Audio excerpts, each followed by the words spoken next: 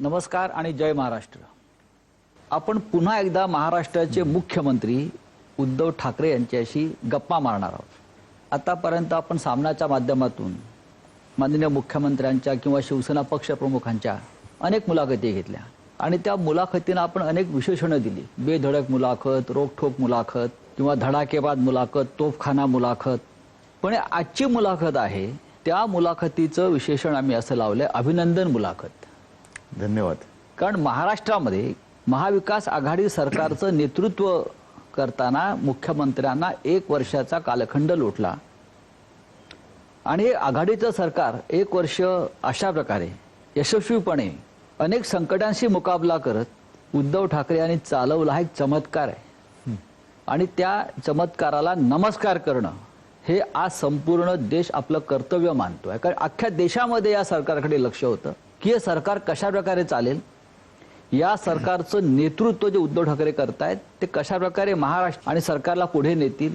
आणि आज 1 वर्षानंतर माननीय मुख्यमंत्री उद्धव ठाकरे आपल्या समोर या चमत्काराविषयी बोलण्यासाठी उपस्थित आहेत। मी आपलं अभिनंदन करतो, स्वागत करतो। उद्धवजी, सरकार 1 वर्ष पूर्ण करत आहे। हे सरकार 11 दिवसही चालणार नाही, त्यानंतर सरकार 3 महिन्यात पडेल। हे सरकार आता आपल्याच ओझ्यानं पडेल अशी अनेक ज्योतिष आणि भाकितं वर्तवली। असं बोलणाऱ्यांचे दात पडत आले। हो, पण दात कसे पाडलेत तुम्ही ते? पहिली गोष्ट म्हणजे आपण जे म्हणालात, म्हणजे मी काही बोलण्याच्या आधी प्रामाणिकपणाने मी महाराष्ट्रातील तमाम मायबाप जनतेला अक्षरशः या माध्यमातून साष्टांग दंडवत घालतो। कारण चमत्कार हा शब्द जो काही वापरला, काही वर्षांपूर्वी महाराष्ट्रामध्ये अंधश्रद्धा निर्मूलन किंवा अंधश्रद्धा विरोधी, जादूटोणा विरोधी असा कायदा मंजूर केला गेला। त्याच्यामुळे चमत्कार या शब्दाला काही जण आक्षेप घेतील आणि या चमत्कारापेक्षा माझं असं म्हणणं आहे की सगळेजण एकत्र आले तर मग त्याला तुम्ही चमत्कार म्हणत असाल तर जरूर म्हणा, तर आणि तरच हे सत्य जे आहे ते दिसू शकतं। महाराष्ट्रामध्ये अशा प्रकारे सत्ता परिवर्तन होणं हे अनपेक्षित होतं आणि एक राजकीय चमत्कारच होता।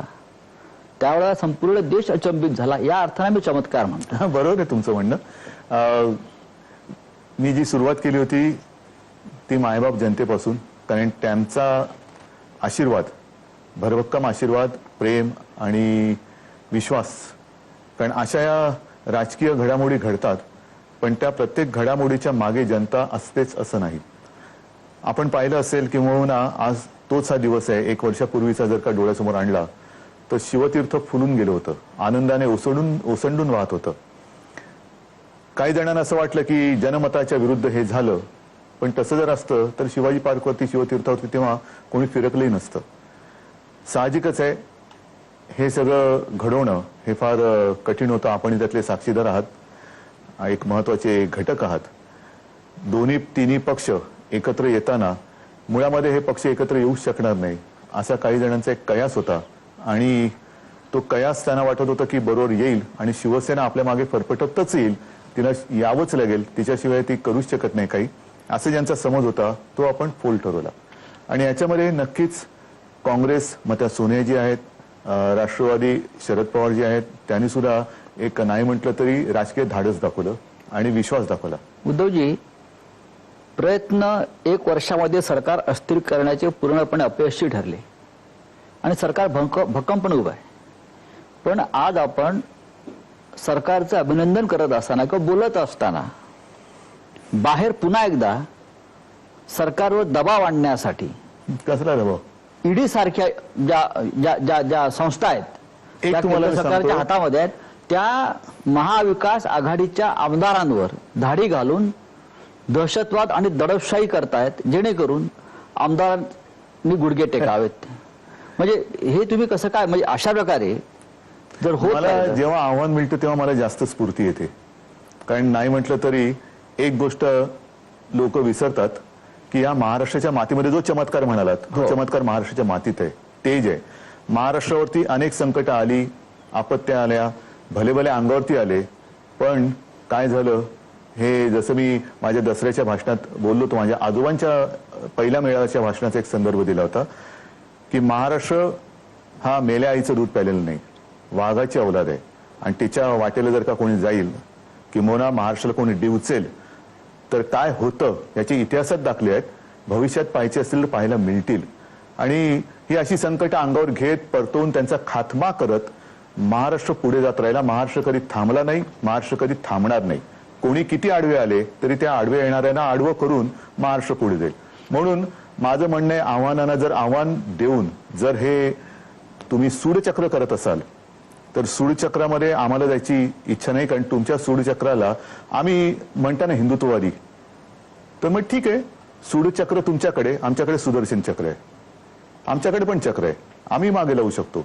पण संपूर्ण देशामध्ये या केंद्रीय तपास यंत्रणांचा गैरवापर होतोय, होतोच आहे. आणि आता 1 वर्षानंतर पूर्णपणे उघडपणे आणि निर्लज्जपणे महाराष्ट्रामध्ये हे अघोरी प्रयोग सुरू झालेले आहे. ह्याचा म्हणून मी म्हटलं ना की मी मागे अनेकदा म्हटलेलं की मी शांत आहे, संयमी आहे, पण याचा अर्थ मी काही नामर्द नाही. आणि या पद्धतीने म्हणजे खरं कुटुंबियांवरती ही पद्धत नाही, महाराष्ट्राची तरी नाहीये, नक्कीच नाहीये. एक संस्कृती आहे, हिंदुत्ववादी म्हटलं तरी संस्कृती आहे. आणि तुम्ही कुटुंबियांवरती येणार असाल, मुलाबाळांवरती येणार असाल तर आमच्या अंगावर येणाऱ्यांना ज्यांना कुटुंब आणि मुलंबाळं आहेत त्यांना मी सांगू इच्छितो की तुम्हालाही कुटुंब आणि मुलंबाळं आहेत. तुम्ही धुतले तांदूळ नाहीत. तुमची खिचडी कशी शिजवायची ते आम्ही शिजवू शकतो. सरकार प्रतिकार करेल या सगळ्या? सरकार काय, अख्खा महाराष्ट्र करेल. अख्खा महाराष्ट्र करेल. कारण महाराष्ट्रात हा कधीच विचार रुजलेला नाहीये. सुडाचा विचार, शत्रूला पराभूत करणं हा आहे, पण ह्या पद्धतीने कारण नसताना अशा प्रकारचा प्रतिकार ममता बॅनर्जींनी फार ताकदीनं केला होता. करणार ना, बंगाल आहेच. कारण बंगाल आणि महाराष्ट्राला एक परंपरा आहे, क्रांतिकारकांची परंपरा आहे. त्याच्यामुळे क्रांती आणि पराक्रम या मातीमध्येच आहे, मातीतच जन्माला येतो. म्हणूनच तर महाराष्ट्राला आपण छत्रपती शिवाजी महाराजांचा महाराष्ट्र का म्हणतो? कारण त्यांनी नुसतं स्वराज्य नाही स्थापन केलं, तर अन्याय किंबहुना हे जे काय उपरे अंगावरती येतात आक्रमक, त्यांचा फडशा कसा पाडायचा ती शक्ती आणि एक प्रेरणा आपल्याला दिलेली आहे. म्हणून माझं म्हणणं असंच आहे की राजकारण राजकारणासारखं करा. त्याच्यामध्ये जर का तुम्ही केवळ सत्तेचा दुरुपयोग करून अंगावर येणार असाल तर सत्ता सर्व काळ कोणाकडे राहत नाही. मागे त्यांच्याबद्दल कसं सगळं चाललं होतं आणि त्याही केसेस कशा होत्या, काय होत्या, आणि तेव्हा शिवसेना प्रमुखांनी कसं त्यांना वाचवलं होतं, ह्याचं थोडं जरी भान त्यांना असेल तर काळ कसा बदलू शकतो. आणि याही काळामध्ये सत्ता ही केवळ खुर्चीत बसलो असतो म्हणून नाहीये, तर जनता ही मोठी एक ताकद आणि खरी सत्ता ती असते, ती आमच्या सोबत आहे. पण ईडीचा वापर केल्यामुळे किंवा सीबीआयचा वापर केल्यामुळे, आता सीबीआयला आपण आता वेसण घातलेली का घातली? का घातली? कारण जेव्हा जेव्हा दुरुपयोग तुम्ही करायला लागलात, खरं सीबीआय काय, ईडी काय, त्याच्यावरती राज्याचा अधिकार नाही. आम्ही देतो ना नावं, आमच्याकडे आहेत नावं, माल मसाला तयार आहे, पूर्ण तयार आहे. पण सुडाने जायचं का? मग जनतेने आपल्याकडनं काय अपेक्षा ठेवायची? सुडानेच वागायचं असेल तर मग तुम्ही 1 सूड काढा, आम्ही 10 सूड काढतो. हा जो मसाला आपल्याकडे आहे त्याला फोडणी कधी देणार? म्हणून मी म्हटलं ना की एकदा सुडाने वागायचंच आहे का? माझी आजही प्रामाणिक इच्छा आहे की हे असे विकृत बुद्धीचे चाळे तुम्ही करू नका. कारण विकृती ही विकृती असते. त्याच्यामुळे त्या मार्गाने आम्हाला आज तरी जायची इच्छा नाही. आम्हाला भाग पाडू नका. उद्धवजी, या सरकारला 1 वर्ष झालं, म्हणजे 1 वर्षाचं पान उलटलं. कसं वाटतं आपल्याला? मुख्यमंत्री म्हणून महाराष्ट्र हे मोठं राज्य आहे, देशाला दिशा देणारं राज्य आहे. मी प्रामाणिकपणाने सांगतो की 1 वर्ष हे पूर्ण झालं. खरं म्हणजे मी या शासन प्रशासन या पठडीतला नाहीये. आमचं जे घराणं आहे, आमची आता 6वी पिढी आहे महाराष्ट्राची सेवा करणारी. महाराष्ट्राची सेवा करणारी 6वी पिढी आदित्याची बघितलं तर.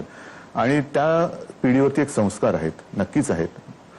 आम्ही कधी म्हणजे शिवसेना प्रमुख, एक गंमत म्हणून सांगतो, सहज आता बोलता आठवलं, मी माझ्या आजीला म्हणजे शिवसेना प्रमुखांच्या आईला कधी बघितलं नव्हतं.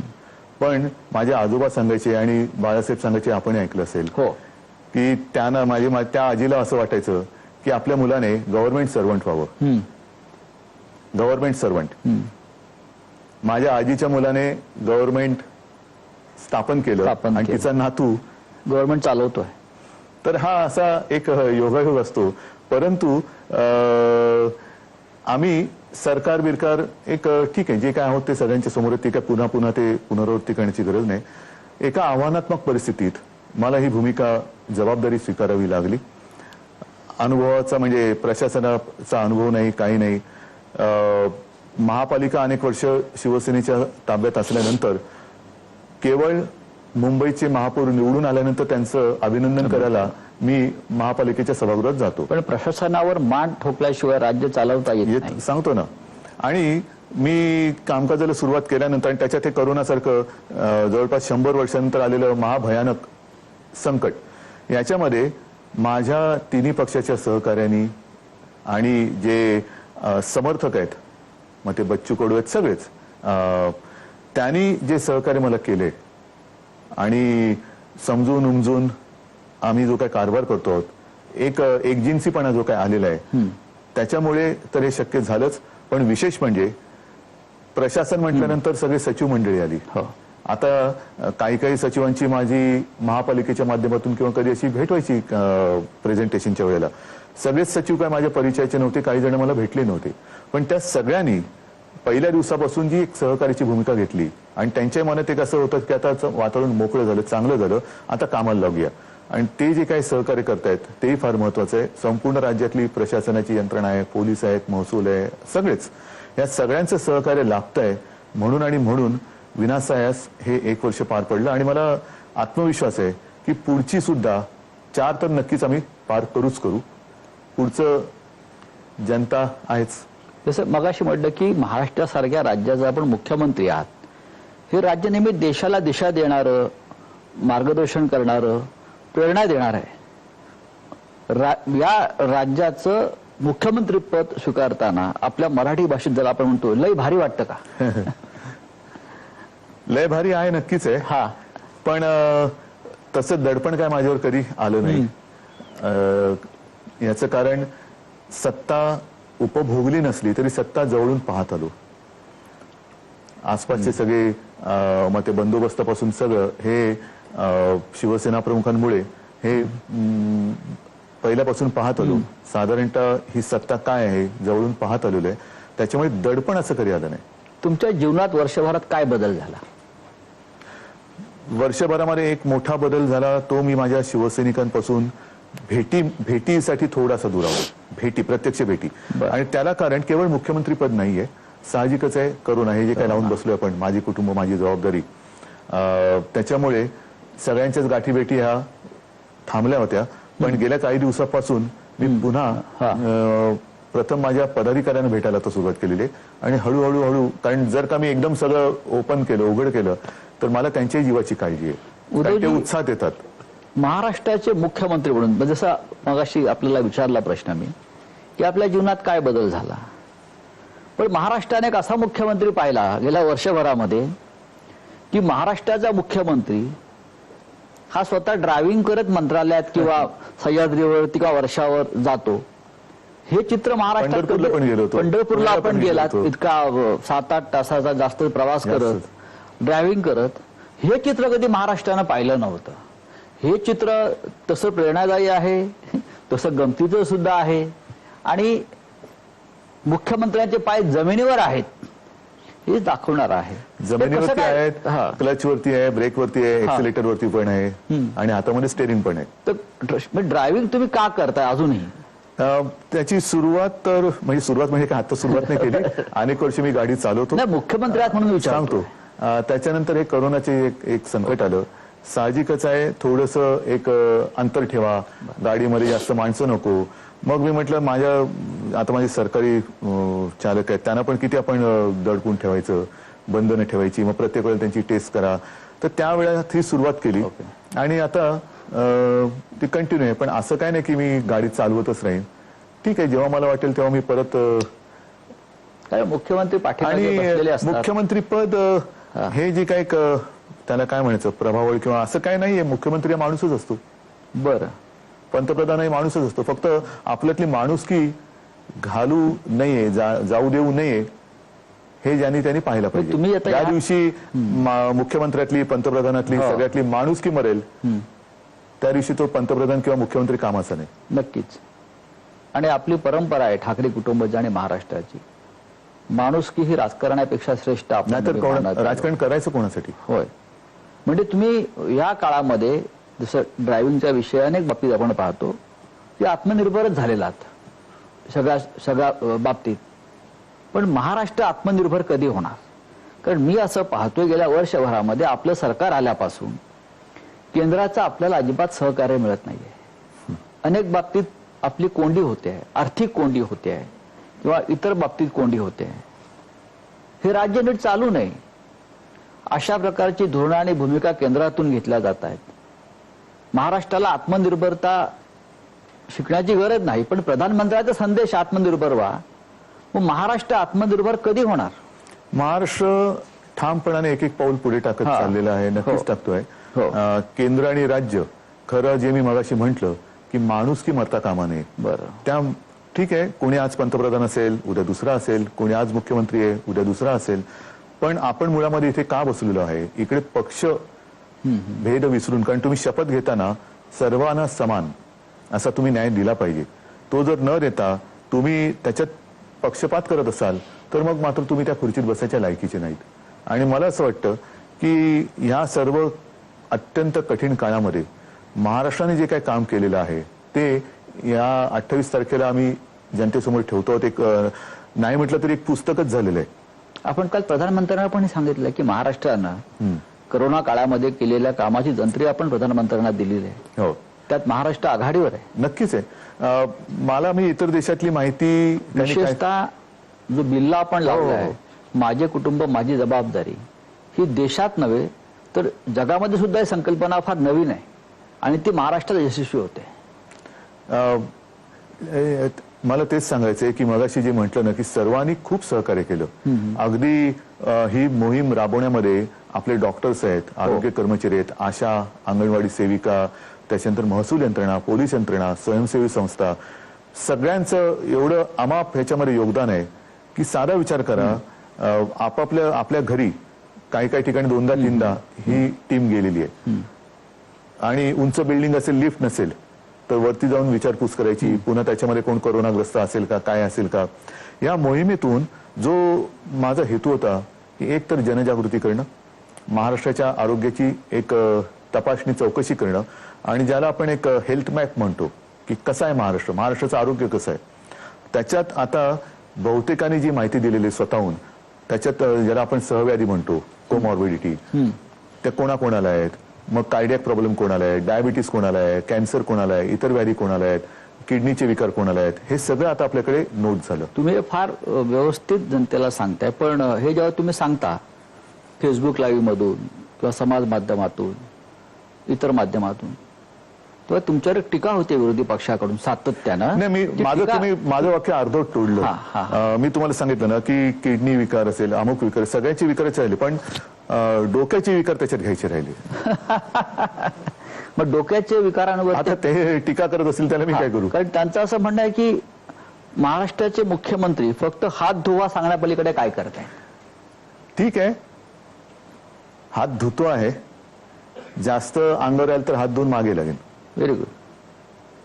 हात धुतलेले आहेत. मी डोक्यावरती उपचाराची जी प्रक्रिया सुरू आहे आता, ते डोक्यावरती म्हणजे नुसतं चंपी मालिश नाही करणार. बरं.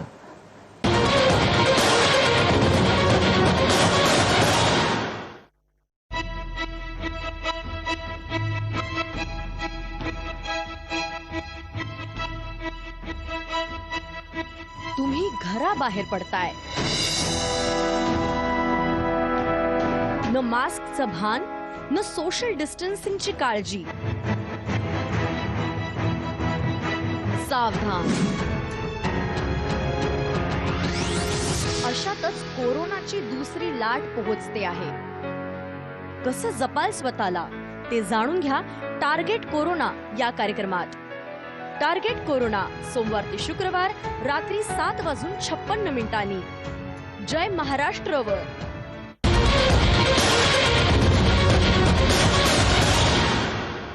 आपण राज्यकर्ते झालात महाराष्ट्राचे, त्या दिवसापासून साधारण त्या काळापासून या राज्यामध्ये या ना त्या कारणाने अशांतता आणि अस्वस्थता आहे.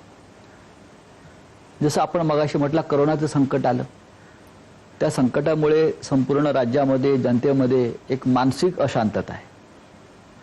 मग निसर्ग वादळ आलं, पुरासारखी परिस्थिती निर्माण झाली आणि त्यात परत अतिवृष्टी झाली पूर्व विदर्भात होय पूर आला होय. अजूनही करोनाचा धुमाकूळ संपलेला नाही, त्याच्यामुळे ही अशांतता, ही अस्वस्थता यापुढे कायम राहील असं वाटतं आपल्याला.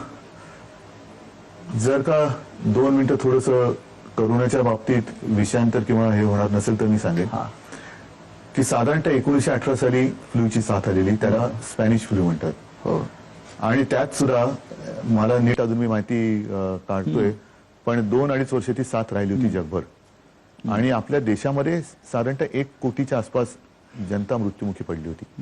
2-2.5 वर्ष ही साथ चालली होती. त्याच्यानंतर ही दुसरी साथ आलेली आहे. आतापर्यंतचे आकडे हे ते आजचे आकडे, कालचे आकडे हे आहेतच. आणि लाटामागून लाटा येत आहेत, लाटामागून लाटा येत आहेत. म्हणून मी असं म्हटलं की लाटा म्हटल्यानंतर समुद्र किनाऱ्याची आठवण येते. समुद्र किनारा इतर वेळेला खूप छान असतो, वारा येत असतो, छान सूर्यास्त सूर्योदय दिसत असतो, पण लाटा बघून पुढे जायचं असतं. आणि एक लाट गेल्यानंतर दुसरी येते आहे आणि मग सावधानता बाळगणे हे आपलं कर्तव्य आहे. ह्या मोहिमेतून माझे कुटुंब माझी जबाबदारी, आपण जनजागृती आणली, जनतेच्या आरोग्याची चौकशी केली, योग्य ती उपचारांची सोय सुद्धा केली, आरोग्य सुविधा आपण निर्माण केलेल्या आहेत. पण इतर वेळेला स्वतःची खबरदारी स्वतः घ्यायला पाहिजे. ही जी मोहीम राबवली त्याच्यामध्ये आता वॅक्सिनवरती काल माननीय पंतप्रधानांनी एक व्हिडिओ कॉन्फरन्स घेतली. अजूनही कोणतं वॅक्सिन हातात आलेलं नाही, कधी येईल माहिती नाही. त्यांचा दौरा आहे पुण्यात. हो, पुण्यात दौरा आहे, पण अजूनही त्यांनीच काल सांगितलं काहीच नाहीये. मग ते का पुढच्या या दौऱ्यात मला माहित नाही काय 100 देशाचे राजदूत घेऊन हो, चांगलं आहे. प्रधानमंत्री पुण्यात येत आहेत. चांगल्या कामाला आम्ही नेहमी शुभेच्छाच देतो आणि चांगलं काम त्यांनी करावं. त्यांनी सुद्धा करोनाच्या बाबतीत मी त्यांना तेच सांगितलं की देशासाठी एक धोरण ठरवा. आणि हेच सांगत होतो की मग ह्या विषयावरती काल पण चर्चा झाली की लस कधी येणार माहिती नाही, आपल्या 12 कोटी जनतेला टप्प्याटप्प्याने द्यायची, मग प्राधान्याने कोणाला द्यायची. मग त्यांना बहुतेक ज्या कंपन्या आहेत त्यांच्यात बूस्टर डोस आहे, म्हणजे प्रत्येकाला 2दा तरी ह्या लस द्यावे लागणार. म्हणजे त्याला खूप वेळ जाणार आहे. आणि ती लस दिल्यानंतर प्रतिबंधात्मक शक्ती किती दिवसानंतर येणार आणि किती काळ टिकणार ह्याच्यावरती उत्तर नाही. म्हणजेच काय की मास्क लावा, अंतर ठेवा आणि हात धुवा. हात धुवून मागे लागायचं की नाही हा ज्याचा त्याचा प्रश्न. पण ह्या 3 गोष्टी ह्या व्हायरस पासून आपल्याला दूर ठेवतात, हे आता जागतिक सत्य आहे. उद्धवजी, पण ह्यामुळे आपण आता राज्याचा विचार करू. देश मोठा आहे, प्रधानमंत्री म्हणतायत करोनाचं संकट हे दुसऱ्या विश्वयुद्धापेक्षा भयंकर आहे, प्रधानमंत्री मान्य करतायत. पण महाराष्ट्रामध्ये उद्योग, रोजगार, आर्थिक अशा सगळ्या क्षेत्रामध्ये फटका बसतोय. सगळं जगभर आहे. हा, आणि त्याच्यामुळे असं होत आहे की नव्याने आपण निर्बंध लादले तर या महाराष्ट्राच्या जनतेमध्ये एक उद्रेक होण्याची शक्यता व्यक्त केली जाते. मला नाही वाटत. आणि ह्याचं कारण का, एक तर नवीन निर्बंध नको असतील तर जनतेने ही त्रिसूत्री पाळावी आणि काही प्रमाण सोडलं तर बरेचशी लोक ती पाळतात. कारण ही बंधनं जी आहेत ह्याच्याशिवाय तरुणोपाय नाहीये. आणि लॉकडाऊन सुद्धा जो मुद्दा होता, विषय होता की मोना जर तुम्ही म्हणता पुढे लावावं लागेल का, तर आपण काय पत्करणार, आयुष्य की धोका. आणि मला असं वाटतं की आता जवळपास सगळ्या महाराष्ट्रामध्ये आपण उघडलेलं आहे, ते पुन्हा बंद करावी अशी माझी काय कोणाचीच इच्छा नाहीये. पण बंद होऊ न देणं हे आपल्या प्रत्येकाचं काम आहे. जर आपण अनावश्यक गर्दी केली, अनावश्यक ठिकाणी गेलो, कारण नसताना गेलो, मास्क न लावता फिरलो, हात धुतले नाहीत, अंतर ठेवलं नाही, तर 1-2 दिशा आहेत, कोणत्या दिशेने जायचं. पण लोक रस्त्यावरती उतरून आंदोलन करतात विरोधी पक्षाच्या नेतृत्वाखाली. नाही, त्याला काय मी आंदोलन नाही म्हणत. आणि दुर्दैव आहे, माननीय पंतप्रधानांना मी काल तेच सांगितलं की हे सगळं जे आपण सांगतायत आपल्या मार्गदर्शनाखाली आम्ही ही लढाई लढतो आहोत, आपण नेतृत्व देत आहात. आम्ही या सगळ्या गोष्टी करत असताना काही राजकीय पक्ष मात्र रस्त्यावरती उतरून सगळे नियम मोडून आंदोलनं करतायत. अशा सर्व राजकीय पक्षांच्या नेत्यांना आपण असंच मार्गदर्शन करावं आणि समज द्यावी. तुम्ही असं म्हटलं की राज्यातील भाजप नेत्यांना इंजेक्शन दिलं पाहिजे. असं नाही म्हटलं मी म्हटलं आता ते म्हणजे डोस दिला पाहिजे एक चांगला, विरोधी पक्षाला म्हणतोय मी. नाही, शेवटी राजकारणाला सुद्धा एक सीमा आहे. हा, राजकारणाला सुद्धा सीमा आहे. प्राथमिकता काय आहे? जनता. आणि त्या जनतेचं आयुष्य, आरोग्य ह्याची जर का तुम्हाला जबाबदारीचं भान नसेल तर मग तुम्ही राज्यकर्ते किंवा राजकारणी कसे? पहिली मूलभूत तीच गोष्ट आहे की जर कोणाला जनतेच्या जीवाची पर्वा नसेल तर तो राजकारणात राहू कसा शकतो? त्याने राजकारणात राहू नये, कारण अशा लोकांच्या हातात जर का पुन्हा महाराष्ट्र गेला तर महाराष्ट्र काय होईल सांगता येत नाही. उद्धव, या काळामध्ये शिक्षणाचा खेळखंडोबा झालाय. दुर्दैव. ज्याला मराठीमध्ये अगदी आपण बोलाय तर शिक्षणाचा आईचा घोळ झालाय, अगदी स्पष्ट बोलायचं तर. आणि महाराष्ट्र हे शिक्षणाच्या बाबतीमध्ये अत्यंत अग्रेसर प्रगत राज्य आहे. महाराष्ट्रातली विद्यापीठं असतील, शैक्षणिक संस्था असतील याने उत्तम दर्जाचं शिक्षण देऊन देशात आणि जगाला उत्तम लोक निर्माण करून दिले आहेत. तर या शिक्षणासंदर्भात भविष्यामध्ये सरकार कोणती भूमिका घेणार आहे? आपण आटोकाट प्रयत्न करतोय विविध मार्गाने शिक्षण सुरू ठेवण्याचा. साहजिकच आहे, या सगळ्या कालावधीत वर्क फ्रॉम होम हा एक प्रकार नव्याने उदयास आला. एकूण काय, माझं प्रामाणिक मत असे, कदाचित मी गेल्या आपल्या मुलाखतीत पण बोललो असेल की करोनाने आपल्याला भूतकाळात नेलं की भविष्यकाळात? माझं मत आहे भविष्यकाळात नेलं. ह्याचं कारण ज्या काही सोयी सुविधा आपण ज्याच्यावरती संशोधन झाले आणि उपलब्धता आहे त्याचा वापर आपण असं म्हणत होतो की उद्या घरात बसून सगळं करता येईल, ते आज आहे. आणि ते जर का केलं तर ह्या सगळ्या गोष्टी चालू राहतात. म्हणजे मी सुरुवातीच्या काळात असं वाचलं होतं, लेख आले होते चीनच्या संदर्भात. चीनच्या संदर्भात आपल्याकडचे म्हणजे काही मराठी लोक तिकडे राहत आहेत, त्यांनी लिहिलेले लेख होते. त्यांनी असं सांगितलं त्यांच्या लेखात की या सर्व काळामध्ये लॉकडाऊन अतिशय कडक होता त्यावेळेला. चीन आता त्यातून बाहेर पडलं, तिथे काय आता बातमी येत नाही, कारण चीननी काही का असेना शिस्त पाळली असेल किंवा पाळली म्हणा, पाळून घेतली असेल. पण त्या काळामध्ये चीननी बाकी गोष्टी एवढ्या ह्या मजबूत करून ठेवलेल्या की त्यांचं तसं कुठे अडलं नाही. शिक्षण अडलं नाही, कामकाज अडलं नाही, सगळं वर्क फ्रॉम होम चालू राहिलं, म्हणून त्यांचं अर्थचक्र नाही म्हटलं तरी चालू राहिलं असं त्या लेखामध्ये होतं. मग या गोष्टी अजूनही आपण प्रयत्न सुरू केलेला आहे महाराष्ट्रामध्ये. शेवटी कसं आहे की ऑनलाईन शिक्षण आपण प्रयत्न करतोय जिथे जिथे शक्यता असेल. आता तसा आपण निर्णय घेतलाच होता की 9वी ते 12वी शाळा उघडा, पण अनेक देशात जिथे सगळं ओपन केलं होतं तिथे त्यांच्या शाळेतल्या शिक्षकांसह विद्यार्थी कोरोनाग्रस्त झाले, मग पुन्हा बंद करावं लागलं. आणि हा जीवाशी खेळ होतोय, जीवाशी खेळ होतो. म्हणून मला असं वाटतं, मी काल जे माननीय पंतप्रधानांना आवाहन केलं की संपूर्ण देशासाठी एक धोरण ठरवा. प्रत्येक राज्य म्हणजे हे राज्य उघडं आहे, हे राज्य बंद आहे, इकडे वाढलं म्हणून हे बंद, इकडे कमी झालं म्हणून हे उघडं, मग उद्या इकडे वाढणार पुन्हा तिकडे. त्याच्यापेक्षा एकदा काय तो एक तुम्ही हे घालून द्या की पुढचं वर्ष आपल्याला सुरक्षितपणाने कसं काढायचं आहे. मग शिक्षणाच्या बाबतीत सुद्धा राज्याने आणि केंद्राने एकमेकाच्या सहकार्याने काहीतरी केलं पाहिजे. काय तुम्ही करू शकता? टीव्ही चॅनल्स देऊ शकता का? ऑनलाईन मध्ये सुद्धा आम्हाला त्वरेने तुम्ही ह्या नेटवर्किंगच्या सुविधा करून देता का? आपण करतोच आहोत. पण ही परिस्थिती जी आहे, जो मुद्दा तुम्ही मगाशी काढला होता, हे खरंच आहे की साधारणतः मी दसऱ्याच्या भाषणात माझ्या म्हटलं होतं की 38,000 कोटी हे केंद्राकडे बाकी आहेत. त्याच्यानंतर एक 4-5 हजार कोटी आले, पुन्हा त्याच्यात भर पडली, ते आता पुन्हा 37,000-38,000 कोटीच्या आसपास गेलं. हो, पण त्याच्यामुळे महाराष्ट्राचा विकास खुंटतोय. आहेच ना. शेतकऱ्यांचे प्रश्न प्रलंबित आहेत. खरं म्हणजे शेतकऱ्यांना मदत नीट होत नाहीये. नाही, मदत होते आहे, नक्कीच होते. शेतकऱ्यांच्या बाबतीत मी मुद्दामून एक गोष्ट सांगेन. आता सगळ्या गोष्टीमध्ये परिस्थिती बिकट आहे, नक्कीच बिकट आहे. त्या बिकट परिस्थितीत सुद्धा आपण जे काय करता येणं शक्य असेल ते करून सर्वांचं समाधान करण्याचा प्रयत्न करतो. परंतु सुरुवात जी आपण केली होती त्याच्यात मला एका गोष्टीचं नक्की समाधान आहे की आपण साधारणतः 29.5 लाख शेतकऱ्यांना ज्यांचं पीक कर्ज 2 लाखापर्यंत आहे त्यांचं कर्ज विनासायास आपण त्यांना मुक्त केलं होतं. तर इथून सुरुवात केली होती. कारण मुख्यमंत्री होण्याआधी आपण एक खूप मोठं स्वप्न शेतकऱ्यांसाठी घेऊन हो, आणि त्यांच्यासाठी सुद्धा आता या योजना आपण आणतो आहोत. एक बदलत्या काळाप्रमाणे आपण काय बदलायला पाहिजे, आपली शैली बदलायला पाहिजे का? त्याचप्रमाणे मी आता विचार जो करतोय आणि त्याच्यावरती काम सुरू आहे, जे विकेल ते पिकेल.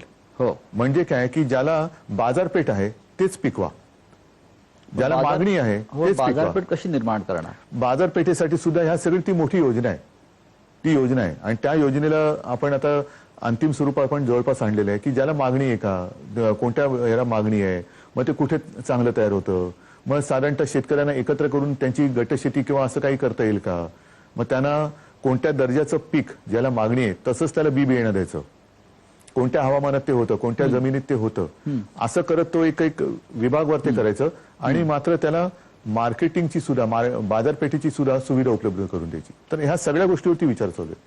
म्हणजे तो, कारण काय होतं की कर्जमुक्त एकदा केला तरी बिचाऱ्याला पुढच्या वर्षी कर्जाचा डोंगर घ्यावाच लागतो. त्याला कर्जाशिवाय मग एकदा त्याला बाजारपेठ दिली म्हणजे हमी भाव म्हणतो ना, त्याच्याऐवजी हमखास भाव.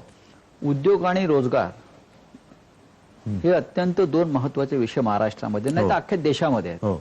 बिहारची अख्खी निवडणूक विधानसभेची ही रोजगार या मुद्द्यावर लढवली गेली. तेजस्वी यादवाने सुरुवात केली ती भारतीय जनता पक्ष आणि जनता दल युनायटेडला सुद्धा तो विषय घेऊन निवडणूक लढवावी लागली. महाराष्ट्रामध्ये भविष्यात रोजगार निर्मितीचा विषय तुम्हाला किती गंभीर वाटतो? कारण आहे ना, आज पण- उद्योग बंद आहेत. नाही, आज सगळे उद्योग बंद नाहीये. हा. आपण जवळपास सगळे उद्योग सुरू केलेले आहेत. जवळपास सगळे उद्योग सुरू केलेले आहेत. महाराष्ट्रामध्ये तुम्हाला सर्वांना कल्पना आहे की साधारणतः जूनच्या महिन्यात 17,000 कोटी आणि त्याच्यानंतर साधारणतः 35,000 कोटीचे सामंजस्य करार केले. ठीक आहे, सामंजस्य करार म्हणजे प्रत्यक्ष उद्योग सुरू नाही झाला, पण तो करताना नुसत्या सह्या नाही ठोकल्या. त्या उद्योगांना आपल्याकडे आकर्षित करण्यासाठी आपण उद्योग क्षेत्रामध्ये काही आमूलाग्र बदल केलेले आहेत. म्हणजे ज्याला आपण म्हणतो उगाच परवान्यांचा सगळ्या अडथळ्यांची शर्यत ती कशी कमी करता येईल, त्याच्यानंतर काही अनावश्यक परवाने लागतात ते रद्द करता येतील का. नंतर एक गोष्ट मी आपल्याला नक्की सांगतो की सुरुवातीला जे आपण 15-17,000 कोटीचे MOUs केले त्यातले जवळपास 60-70% काम हे पूर्ण झालं. कशाने? त्यांच्या ज्या प्राथमिक गोष्टी असतात, जागा देणं बिणं, ह्या सगळ्या पूर्ण झाल्या. तर आता महाराष्ट्रातून उद्योग पळवायचे प्रयत्न सुरू आहेत. पळू दे ना, करू दे ना प्रयत्न. मला त्याच्याबद्दल काय नाही, जे ज्यांना पळवण्याचा प्रयत्न करायचे ते जरूर करू दे. मला माझ्या महाराष्ट्राबद्दल अभिमान आणि आत्मविश्वास आहे, त्याच्यामुळे मी त्यांची चिंता नाही करत. त्यांना दुसरं ते काय करू शकतात? पळवण्याखेरीज दुसरं काय करू काही शकतात? केंद्रीय प्रकल्प असतील. केंद्रीय कार्यालय प्रकल्पात हा असतील. सुद्धा सत्तेचा दुरुपयोग आहे. हो, जिकडे नीट चाललेलं सगळं आहे ते तुम्ही तुमची सत्ता म्हणून आज तुम्ही नेणार, उद्या आमची आल्यावरती आम्ही परत आणणार. म्हणजे मुंबई सारख्या शहराचं महत्व कमी करणं किंवा महाराष्ट्राचं महत्व कमी करणं हे एक राष्ट्रीय धोरणच दिसतंय. करू द्या प्रयत्न, करू द्या प्रयत्न. महाराष्ट्र सरकार ते कसं काय रोखणार? महाराष्ट्र सरकार खंबीर आहे, हा. प्रयत्न करू द्या, हा. उलट करूच द्या. मला असं वाटतं उद्धवजी की आता सगळ्यात मोठी राजकीय लढाई कुठली असेल भविष्यातली तर ती मुंबई महानगरपालिकेची आहे, जी महाराष्ट्राची राजधानी आहे. मला नाही वाटत. आणि कित्येक वर्ष या महापालिकेवरती भगवा आहे. शिवसेनेचा भगवा फडकतोय. हा भगवा उतरवण्याची भाषा आता फार जोरात सुरू झालेली आहे. म्हणून मी म्हटलं मला नाही वाटत. ह्याचं कारण का हा की लढाई ही त्यांच्यासाठी आहे. हा माझ्यासाठी माझे मुंबईकर मला माहिती आहेत आणि गेले 20, 25, 30 किती वर्ष ते शिवसेनेवरती प्रेम करतायत, विश्वास त्याने दाखवलेला आहे. त्याच्यामुळे त्यांच्या विश्वासाची भक्कम तटबंदी या गडाला आहे. आणि म्हणून ज्यांना ही लढायची करायची खुमखुमी असेल त्यांनी त्या तटबंदीवरती डोकं आपटून बघावं. कारण नाही, त्यांचा भगवा सोडून द्या, हा. आधी तटबंदीवरती डोकं आपटून बघावं. कारण माझ्या मुंबईकरांच्या प्रेमाची आणि विश्वासाची भक्कम तटबंदी या मुंबईच्या महापालिकेच्या सभोवती आहे आणि तिच्यावर त्यांनी फडकवलेला भगवा मुंबईकरांनी तो त्यांना कोणाला ते जवळपास पण येऊ देणार. कारण तो भगवा शुद्ध नाही असं त्यांचं म्हणणं आहे. तो भगवा शुद्ध नाही. आता शुद्ध नाही म्हणजे काय हे मी आता शोधायचा प्रयत्न करतोय स्वतः माझ्यासारखा माणूस सुद्धा. तुम्ही याची व्याख्या कशी कराल की हा भगवा शुद्ध नाही? भगवा शुद्ध नाही म्हणजे आता तुम्हीच तो अग्रलेखात मुद्दा म्हणलेला, बिहारमध्ये काय फडकवलेत, कोणतं फडकं फडकवलेत? हो, तिकडे काय नाही भगवा फडकवत तुम्ही. आणि जम्मू काश्मीरमध्ये भगवा तर ठीक आहे, तिकडे तिरंगा फडकवा ना. तिरंगा फडकवा ना हिंमत असेल तर. तिकडे नाही कोणाची डोळे वर करून बघण्याची हिंमत. आणि इतर ठिकाणी जे काय फडकवलं ती फडकी कोणती आहेत तुमची? ती शुद्ध आहेत का? कोणाकोणाबरोबर कशा युत्या केल्यात तुम्ही? कशी तडजोड केली? बिहारमध्ये संघमुक्त भारत म्हणणारा नितीश कुमार बरोबर तुम्ही युती केली, तो भगवा कोणता आहे तुमचा? आधी भगवा आहे का तुमच्याकडे? ते मोदी मुक्त भारत सुद्धा म्हणाले होते. म्हणाले होते तो त्यांना प्यार आहे. तर ही शुद्धतेची व्याख्या असेल तर आम्हाला नाही जमत. आम्ही जे करतो ते समोरासमोर करतो, मनात ठेवून काही करत नाही.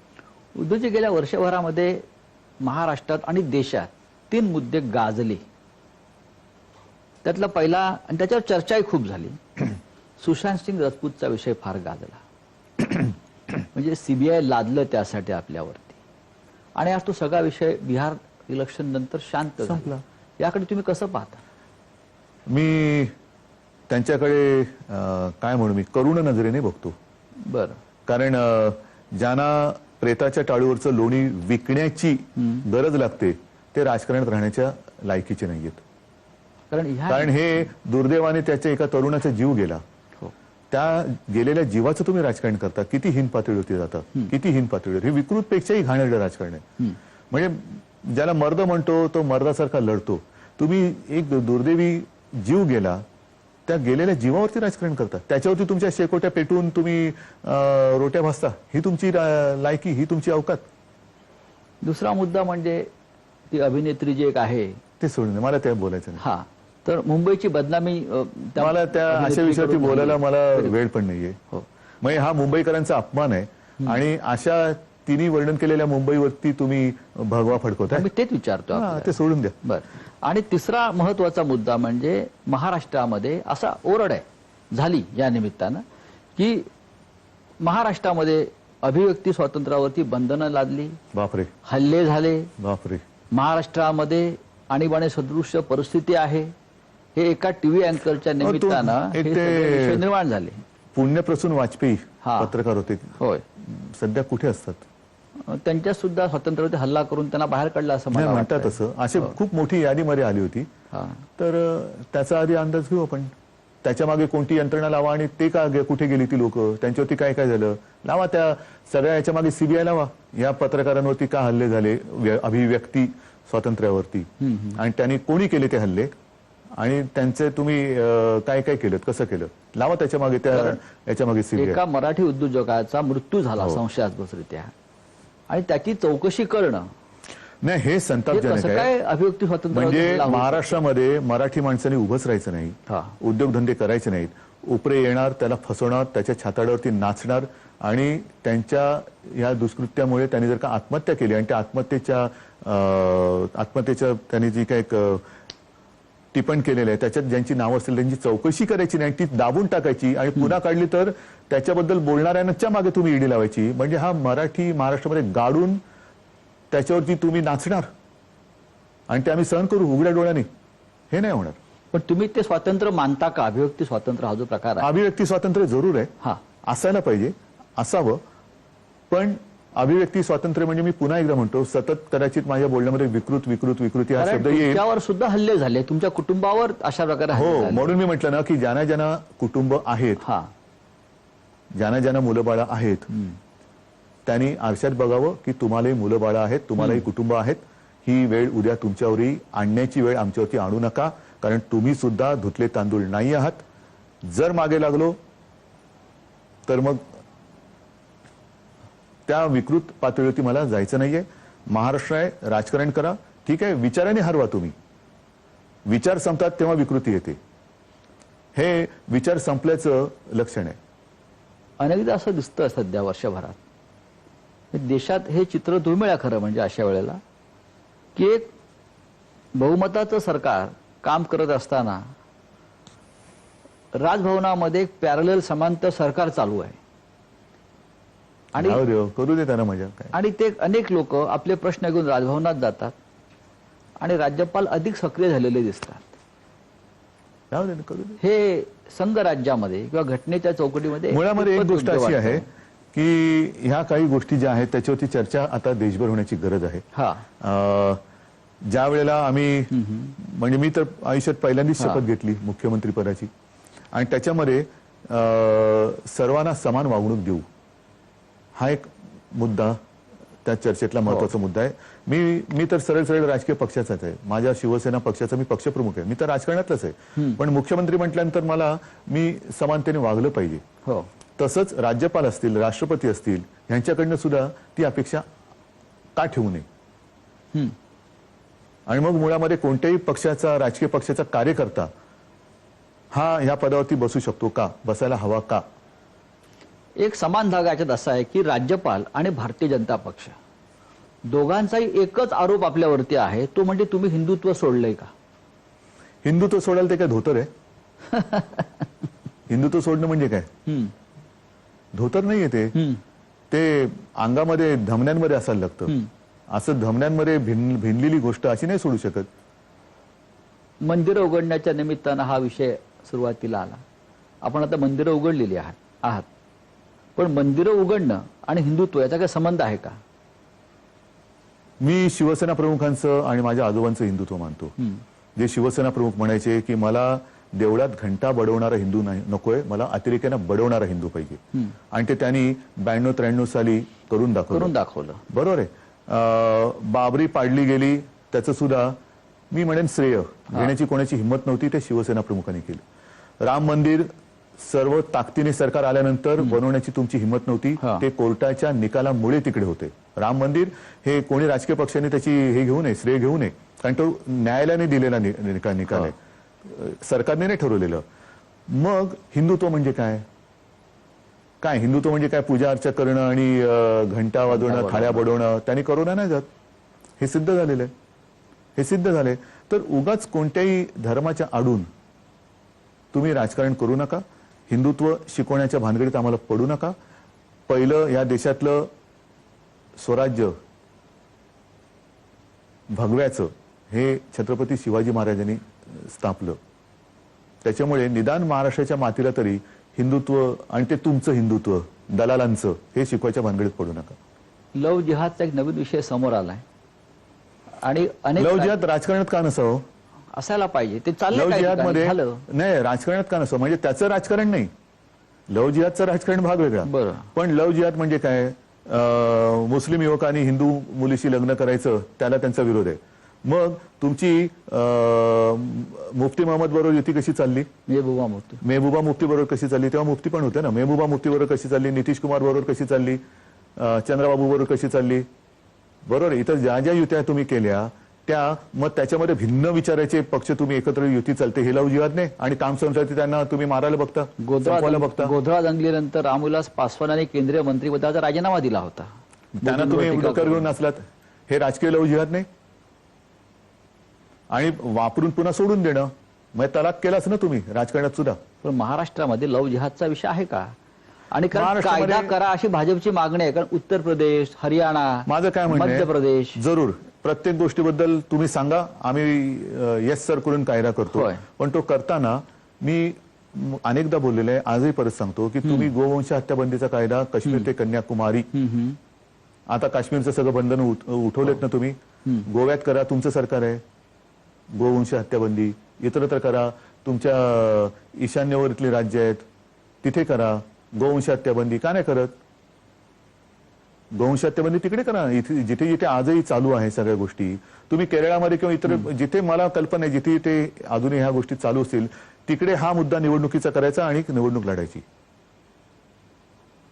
आणि मग लोकांनी मतं दिली तर कायदा करायचा. पण सोयीचं घ्यायचं, हे सोयीचं हिंदुत्व आम्ही नाही केलं. जे शिवसेना प्रमुखांनी सांगितलं की जनतेच्या हिताचं असेल ते कर, मग ते आपल्याला गैरसोयीचं असलं तरी नाही, जनतेच्या हिताचं आहे. राजकारणासाठी तुम्ही हिंदुत्व नका घेऊ. वाढीव वीज बलाच्या प्रश्नावरती वातावरण पेटतंय. पेटत नाहीये, सांगतो तुम्हाला. मुळामध्ये वाढीव हा शब्द जो आहे तो वाढीव आहे का, ह्याचं कारण हा सगळा काळ जो होता, कारण हा विषय मंत्रिमंडळात पण चर्चेला जातो. खरंच मीटरमुळे काही बिलं वाढलेत का, 2-3 महिन्याची बिलं एकदम आलेत त्याच्यामुळे ती वाढ झालेली आहे. अनेक ठिकाणी जिथे जिथे तक्रारी आल्या तिथे तिथे या वीज मंडळातले लोक जाऊन मीटर चेक करून आले आणि मग ते चेक केल्यानंतर बहुतेकांच्या शंकेचं निरसन झालेलं आहे. तरी देखील अजूनही तो विषय मी काय सोडलेला नाही, मंत्रिमंडळाने सोडलेला नाही. काय करता येऊ शकतं, काय करायला पाहिजे, ह्या गोष्टीवरती विचार आपला चालू आहे. पण एक गोष्ट सांगतो, जे काय आता सगळे थैथयाट करायचा प्रयत्न करतायत, कारण त्यांच्यात आता काय ताकद तशी राहिलेली नाहीये, त्यांना मला 1-2 प्रश्न विचारायचे आहेत की साधारणतः जागतिक बाजारपेठेमध्ये तेलाचे भाव हे आज काय येतो, क्रूड तेलाचे भाव पर लिटर, म्हणजे काल मी माहिती काढली, साधारणतः आज सुद्धा माहिती कन्फर्म करा, साधारणतः 20 रुपयाच्या आसपास आहे पर लिटर. आणि आपल्याकडे 88 रुपये. का नाही कमी करत? का नाही तुम्ही त्याच्यावरती आंदोलन करत? गॅसचे भाव पण वाढले होते मध्ये, गॅस सुद्धा सबसिडी होती ती काढली, पण क्रूड तेलाचे भाव कमी झाल्यानंतर सुद्धा आपल्या देशात पेट्रोल डिझेलचे भाव हे का चढते आहेत? ते झालं. त्याच्यानंतर तुमच्या लक्षात असेल 2014च्या आधी, आता बाकी जागतिक अर्थव्यवस्था वगैरे मला काय त्याच्यावरती बोलायचं नाही, पण तुमचं एक नाही म्हटलं तरी एक तो मुद्दा होता की डॉलर किती चढले. तेव्हा मला वाटतं 59 रुपये होता. आता किती झालं डॉलर? काय व्यवस्था तुम्ही केली? तर ह्या सगळ्या गोष्टी म्हणजे आमच्या अंगावर येण्याच्या आधी एकदा निदान बाहेर पडताना आरशात तोंड तरी बघा. पण काय झालंय, हल्ली बऱ्याच जणांना स्वतःचं तोंड आरशात बघितलं तरी बोंबलतात, ते भ्रष्टाचार झाला, भ्रष्टाचार झाला. सगळे अवाक होतात, अरे काय म्हणतो, स्वतःचं तोंड दिसतं आणि भ्रष्टाचार झाला? तुला नाही, आरशात भ्रष्टाचार आहे. म्हणजे गैरसमज नको व्हायला. विधान परिषदेच्या 12 जागांची निवड आपण नावं तर पाठवलेत राज्यपालांकडे. जूनमध्ये या नियुक्त्या व्हायला हव्या होत्या खरं म्हणजे. हो, कारण त्यावेळेला माझं नाव गेलं होतं आधी. बर. आणि तेव्हा हे एक कारण होतं की पुढच्या महिन्यात ते मुहूर्त संपते, मग तेवढ्याच्यासाठी कशाला द्यायचं. मग आता तुम्ही एक मोठ्या कालखंडानंतर तुम्ही ती नावं पाठवली, दिलेत. त्यांच्या राज्यपालांचं अध्ययन किती काळ चालणार आहे? अभ्यास नाही, अभ्यासाला मर्यादा असतात ना. या काळात पीएचडी मिळते, बहु एखादा थिसिस सादर केला तर पीएचडी मिळते, एखादी पदवी मिळते. तर अभ्यासाला मर्यादा आहेत असं वाटतं का आपल्याला या 12 जणांच्या? असायला हवी, पण ठीक आहे ना, बघू नये. एक लोक बघतायत ना सगळ्या गोष्टी. या सगळ्या ज्या काही गोष्टी चाललेल्या आहेत, म्हणजे आपल्यात एक असं म्हणतो आपण की मांजर डोळे मिटून दूध पितं, पण जगाचे डोळे उघडे असतात. आणि मी मागे पण म्हटलं होतं की हा महाराष्ट्र आहे, त्याचे डोळे उघडे आहेत. या महाराष्ट्राचा धृतराष्ट्र झालेला नाही, हे मी मागे पण म्हटलं होतं. त्याच्यामुळे महाराष्ट्र आहे आणि महाराष्ट्र आहे. 2 प्रमुख पक्ष सरकारमध्ये आपल्याबरोबर काम करत आहेत आणि 3 पक्ष हे जे आहेत सरकारमधले, आपण मगाशी म्हटलं चमत्कारच आहे. भिन्न विचाराचे 3 पक्ष आहेत, त्याला आपण समन्वय म्हणतो. समन्वय असल्याशिवाय अशी सरकार चालत नाहीत. आघाडीचं सरकार चालवणे ही मोठी सर्कस किंवा कसरत आहे. तुम्हाला असं वाटतं की खरोखर कसरत आहे म्हणून? मी काहीतरी सांगावं म्हणून नाही सांगत आहे, पण मला नाही वाटत कसरत. फार असं नाही, सांगतो. काय झालेलं आहे, कारण काही असेल, पण तिन्ही पक्ष आता एवढे मिसळून गेलेले आहेत. अगदी अजितदादा आहेत, बाळासाहेब थोरात आहेत, अशोकराव आहेत, कोणाकोणाशी घेऊन नितीनराव आहेत, सगळे अगदीच जितेंद्र आहे, वडेट्टीवार आहे, सगळेच, हसन मुश्रीफ आहेत, नवाब भाई, सगळ्यांचीच नावं मला आता म्हणजे घ्यावीशी वाटतात, पण किती जणांची नावं घेऊ. पण सगळे एवढे माझ्याशी प्रेमाने आणि आपुलकीने वागतात आणि आदराने वागतात. आणि नाही, मुख्यमंत्री महोदय म्हणतील ते.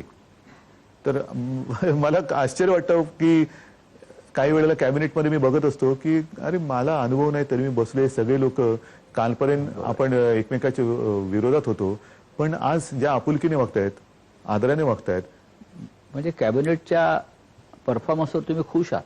नक्कीच आहे.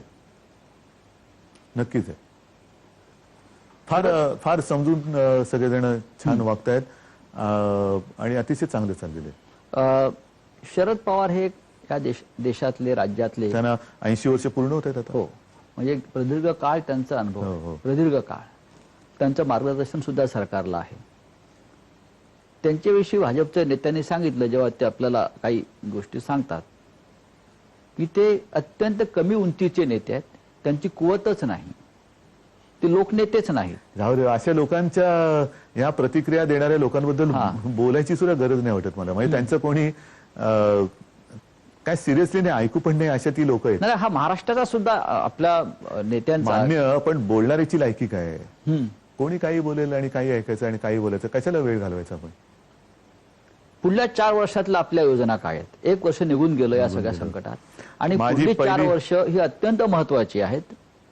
तर आपल्या प्रमुख योजना काय असतील असं वाटतं? बघा, मी तुम्हाला खरं सांगू, कोरोनाचं संकट हे केव्हा आलं? जेव्हा आपलं अर्थसंकल्पीय अधिवेशन सुरू होतं तेव्हा. अर्थसंकल्प सादर केला गेला आणि दाणकन बातमी आली, रुग्ण सापडले. त्याच्या आधीपासूनच ते सगळं चाललं होतं आणि वाढायला लागले.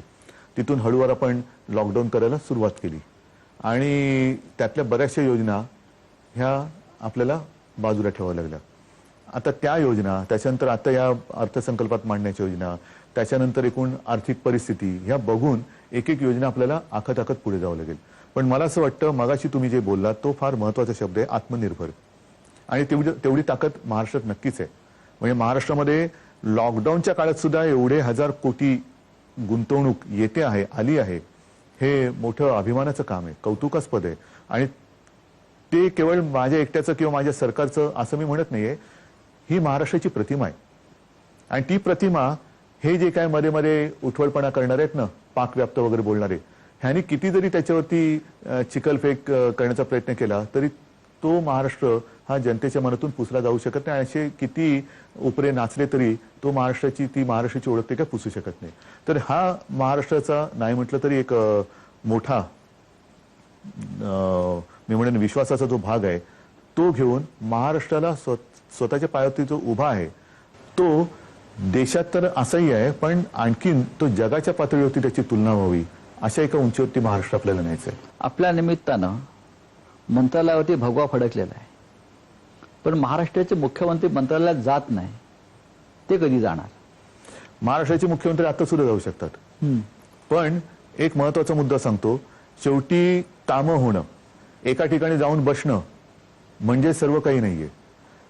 तुम्ही जाऊन बसलात आणि केलं काहीच नाहीत. मी मागे सुद्धा बोललो होतो, म्हणजे काही न करता फिरणं आणि न फिरता बरंच काही करणं ह्याच्यात फरक आहे. तसंच मंत्रालयामध्ये सुद्धा ह्याचं कारण मी स्वतःवरती का थोडीशी बंधनं घालतोय, कारण मी तुम्हाला सांगतोय की हे करू नका, ते करू नका, असं करू नका, आणि मी फिरतोय. कारण मी कुठेही जाणं म्हणजे सगळं लवाजमा येणं, गर्दी येणं. आता हळूवार या सगळ्या गोष्टी उघडलेल्या आहेत. आता उघडल्यानंतर मी माझं दिनचर्या, नाही तर कोरोना याच्या आधी माझा महाराष्ट्राचा दौरा सुरू होताच. कोकणात गेलो होतो, विदर्भात अधिवेशनच झालेलं आहे, सगळीकडे मी फिरत होतोच. उत्तर महाराष्ट्रात गेलो होतो. त्याच्यामुळे फिरणं हे काय मला नवीन नाहीये. ते फिरलो नसतो तर शिवसेना वाढली नसती. मातोश्रीचं एक पावित्र्य आहे, महत्व आहे आणि प्रतिष्ठा आहे. वर्षा बंगल्याचा अनुभव काय आहे? एक सांगतो, ध्यानीमनी नसताना हे पूर्वजांच्या पुण्याने लाभलेलं वैभव आहे. महाराष्ट्राच्या मुख्यमंत्र्यांचं ते अधिकृत निवासस्थान आहे. अनेक जण स्वप्न पाहत पाहत बिचारी अशीच जातात. आणि मनापासून सांगतो की मी तिथपर्यंत कसा पोहोचलो हे अजूनही एक प्रश्नचिन्हच आहे. पण वर्षा आणि त्या वर्षा वास्तूमध्ये सुद्धा एक नाही म्हटलं तरी आपुलकी आणि जिव्हाळ्याचं असं ते वातावरण, त्या वास्तू बोलते आपल्याशी काही वेळेला. तर आणि मला असं वाटतं त्या वास्तूचे सुद्धा आशीर्वाद हे या सरकारला मिळालेले आहेत. वास्तूचे आशीर्वाद असायला लागतात, नाही तर उगाच कोणी गेलं आणि त्या वास्तूची काहीतरी अनादर केला तर त्या वास्तू देवतेला सुद्धा ते बरं नाही वाटणार. आणि म्हणून हे जे वैभव आहे त्याचा मी अत्यंत नम्रतेने स्वीकार करून त्या वैभवाचा उपयोग महाराष्ट्राला कसा करता येईल ते करतो. आणि म्हणून मी दिवसभर त्या वर्षात माझ्या ऑफिसमध्ये असतो. अनेक महत्वाच्या विषयांवरती बैठका होतात, अनेक जणांना मी तिकडे भेटत असतो, व्हिडिओ कॉन्फरन्सेस होतात. या फिरणाऱ्या लोकांना कळत नाहीत, पण मी एका जागी बसून अनेक महत्वाचे निर्णय घेत असतो आणि एकाग्रतेने ते निर्णय तिथे मला घेता येतात. म्हणजे तुमच्यासाठी लॉकडाऊन तेव्हाच उठलेलं आणि माझ्याकडे जनतेच्या ज्या काही तक्रारी किंवा ज्या काही अपेक्षा असतात त्या सुद्धा मोठ्या निवेदनांच्या येत असतात. त्याच्यावरती तात्काळ मी माझे हे करून ते पण मार्गी लावत असतो. सरकारला 1 वर्ष झालं. आपण म्हटलं जनतेचे आशीर्वाद आहेत, ते आहेतच. बाळासाहेबांचे आशीर्वाद आहेत. एक सांगा की शेवटी पंतप्रधानांनी सांगितलेलं ऐकायचं की नाही सांगितलं? हो, ऐकायलाच पाहिजे. वर्क फ्रॉम होम त्यांनीच सांगितलेलं. राज्याच्या जनतेला आजच्या दिवशी तुम्ही काय संदेश द्याल? मी हाच संदेश देईन की थोडा काळ अजून कठीण आहे, नक्की आहे. ज्या जिद्दीने, धैर्याने आणि विश्वासाने तुम्ही त्याचा सामना करत आहात, आणि विशेष म्हणजे या मंत्रिमंडळावरती तुमचे जे काही आशीर्वाद आहेत, प्रेम आहेत, जेव्हा जेव्हा मी त्यांच्याशी संवाद साधतो फेसबुक लाईव्हवरती, तेव्हा मला प्रतिक्रिया येतात की आम्हाला आमच्या घरातलं कोणतरी आम्हाला बोलतोय असं वाटतं. हे नातं असंच कायम ठेवा. कारण मुख्यमंत्रीपद येतं जातं, पुन्हा येतं, पण हे जे नातं आहे ना, हे जे प्रेम आहे ते सगळ्यांच्या भाग्यात नसतं. त्याच्यामुळे मला त्या प्रेमाचा मी भुकेला आहे. हे जे नातं आहे, ही जी नाळ आहे, ही अशीच कायम ठेवा आणि तुमच्या आशीर्वादाच्या जोरावरती, विश्वासाच्या जोरावरती तुमच्या मनातला महाराष्ट्र घडवण्याचा मी आटोकाट प्रयत्न केल्याशिवाय राहणार नाही. एवढंच माझं त्यांना एक नम्र निवेदन आहे. उद्धवजी धन्यवाद. आपण खूप सविस्तर दिलखुलासपणे राज्याच्या जनतेशी संवाद साधला असंच मी म्हणेन. आणि खरोखर आपण जे माझे कुटुंब माझी जबाबदारी हा जो इथे बिल्ला लावलेला आहे, जे चित्र महाराष्ट्रात आहे ते तसंच आहे की महाराष्ट्राचे सध्याचे मुख्यमंत्री हे आमचे कुटुंब प्रमुख आहेत आणि ते आमची जबाबदारी घेत आहेत. ही जबाबदारी आपण अनंत काळापर्यंत घेत राहा. या शुभेच्छा. धन्यवाद. जय हिंद, जय महाराष्ट्र. जय हिंद, जय महाराष्ट्र.